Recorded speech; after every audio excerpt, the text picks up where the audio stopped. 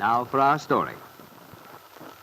In Wakefield this morning, Aunt Mary Lane was cutting across the courthouse square on her way to the bank. It was a pleasant day. She was thinking that it wouldn't be long before it would be warm enough to sit out on the front porch of the farmhouse in the evenings after supper. She and Lefty always enjoyed that so.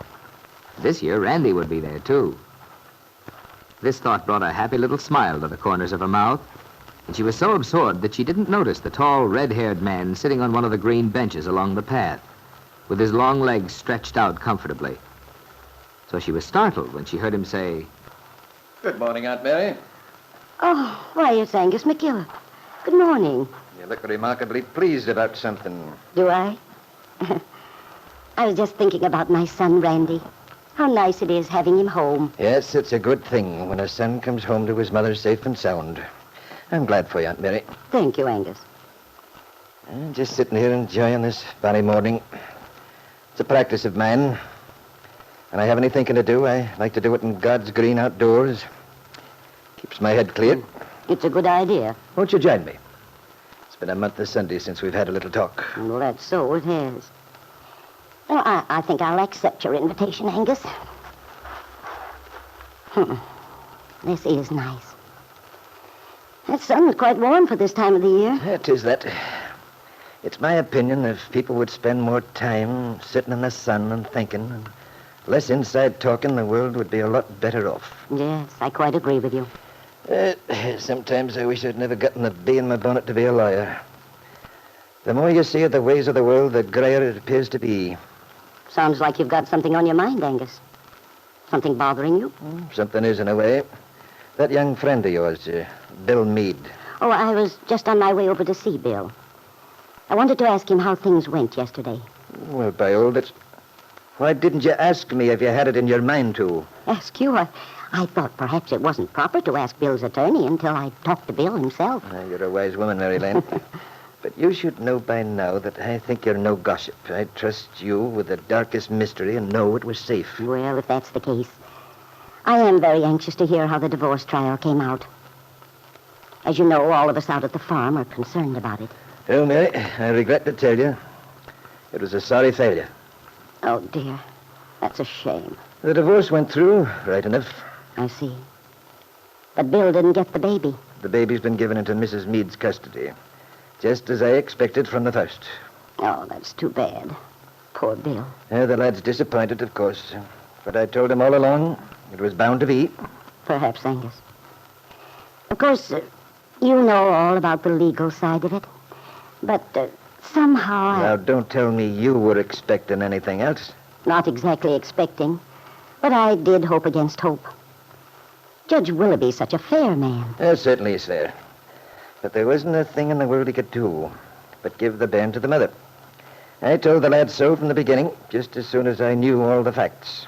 I wanted to prepare him for the worst. I fear it didn't do much good, though. No. I just imagine Bill felt the way I did, that there was so much on his side, he must somehow win out. Much on his side, you say? Now, if there's something on his side, I'd have known it, wouldn't I? No, the boy hadn't a single basis for a claim. But, Angus, surely he told you what the situation is in the Calvert house. Kit's attitude toward the child. And I shouldn't think he'd need to tell you much about Ben Calvert after the years you spent in this town. Oh, by the Lord, Harry. You're as bad as the boy is, Mary. There are nothing more than accusations without the least possibility of proof. No foundation. No foundation. Angus McKillop, I'm surprised at you. Now, hold your horses, Mary Lane. I didn't say they weren't true. But they might as well be false unless we can prove them. That's what I told our knuckle-headed young friend. He wants to continue fighting the thing. I told him he'd be mad to. Well, Angus, maybe you're getting old. Huh? What do you mean by that? Well, when a man like yourself, a man who's always been honest and full of spirit, just sits down and gives up without even trying. I'm surprised at you, Angus. Now, look, my dear lady, I'm an attorney. I deal with facts. What a silly fool I'd make of myself, bringing up these fancy allegations, and no more being able to prove them than that sparrow over there in the walk. Well, I never thought I'd see the day when anybody could call Angus McKillop What? a quitter, Angus. A quitter? The man who calls me that is... Now listen. What about the rumors last year? Dunham versus Murphy. Suppose I sat down on a job then? No, Angus, you put up a fair fight. And you won, too. Of course I won. The most hopeless mix-up I ever ran into. That innocent-looking old duffer with his white hair and his pink cheeks. Nobody believed for a minute he'd so much as hurt a fly. And there he was, with his hat full of other people's savings. Who dug out the truth, I'd like to know? With the whole town against me, too. You did, Angus. Well, then, there you are. Yes, that's exactly what I mean, Angus. You used to be a brave man, a good fighter. It's a pity you've changed. Who said that? Oh, why don't I learn not to bandy words with a woman? I kill if you're addled in the head. Well, it's been nice chatting with you, Angus, but I must be running along. Goodbye to you, Mary Lane. The world lost a fine prosecuting attorney when you married Randolph. The way you dug a pit and then watch a man walk into it. To think I should be trapped by a... By a very good friend, but one who wants you to do what you know is right. Goodbye, Angus. Aunt Mary was quite pleased with the results of this conversation, for she knew Angus to be an honest man with a strong desire to be just. Once his conscience was aroused to an injustice, wild horses couldn't hold him. Now she continued across the square, entered the bank a few minutes later. Bill Meade, on the way to his desk, saw her at once. Gosh, it's good to see you, Aunt Mary. I've been hoping all morning you'd drop in. Then I'm glad I did, Bill. Come back to my little cubbyhole where we can talk, huh? All right, Bill. Oh, here we are, such as it is. Sit here, Aunt Mary. Oh, thanks. Oh, this is nice, Bill. You certainly have plenty of privacy. Yes. Yeah, I'm well barricaded behind those files. But it's kind of like being in a cage. I just talked to Angus on my way over. Oh. Well, then I suppose he told you what happened yesterday. Yes. Oh, of course I wasn't surprised. No, but you were disappointed just the same. I understand that. I'm sorry about it, Bill. Yeah. I should have known better than to hope they'd give me custody of the baby. Everybody told me not to expect it. But when you feel in your heart a thing is just, you can't help thinking it will come out that way. At least, though, Bill, the divorce part is over. I'm sure you're glad about that. Oh, sure. It's good to know where I stand that way. It's one thing that's settled. I imagine Kit's glad about it, too, not having to go through an ugly, contested trial. Yeah, I hated the thought of it.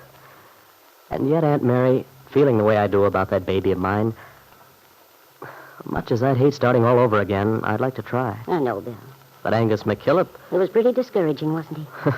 he told me flatly I'd be foolish to petition for reopening the case. That is, unless I had some evidence to present on my side. And since I haven't... Well, Bill, you know I understand how you feel, but I wouldn't give up hope even so. You can never tell what will happen. I doubt if there's much chance. Don't you be too sure. But Mr. McKillop said for me to forget the whole thing. That I'd only make myself a lot of trouble and expense for nothing. I can imagine he did. But I've a feeling he might reconsider his decision.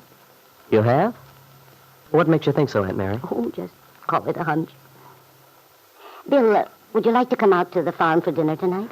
Oh, gosh, I'd love to, Aunt Mary. I don't know what we'll have, but I'll dig up something.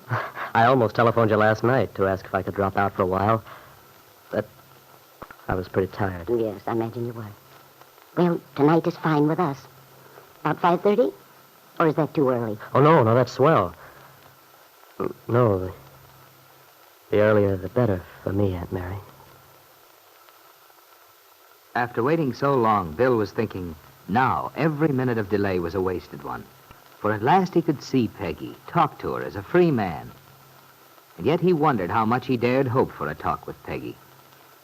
Nicholas Dorn seemed sure that Peggy loved Bill. But perhaps Nicholas was wrong. Perhaps Peggy had fallen in love with Nicholas, after all.